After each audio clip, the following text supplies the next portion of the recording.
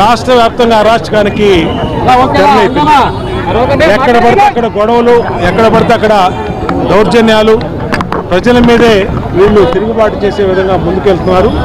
ఇవాళ సెంట్రల్ నియోజకవర్గంలో government press సెంటర్లో పొద్దున్నుంచే గంజాయి బ్యాచ్కి మందు పోయించి ఇక్కడ మా నాయకుడు నారా లోకేష్ గారిని అనరాని బూతులు మాట్లాడించడం, అలాగే ముఖ్యమంత్రి చంద్రబాబు గారిని తిట్టించడం అనేది ఉదయం నుంచి జరుగుతూ ఉంది. దీన్ని ఆల్రెడీ అధికారుల దృష్టికి తీసుకెళ్ళాం, కానీ వీళ్ళు వినలేదు.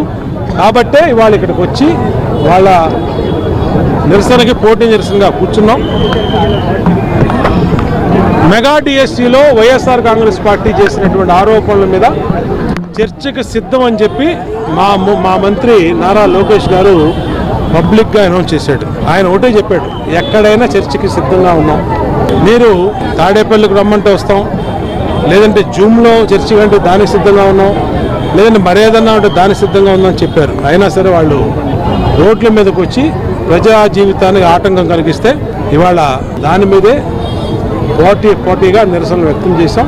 ఇవాళ వైఎస్ఆర్ కాంగ్రెస్ పార్టీ 2019-24 మధ్యలో గ్రూప్ 1 ఎగ్జామ్స్ నిర్వహించి అర్హులైన ఉద్యోగులన్నింటిని కూడా అమ్ముకున్నారు.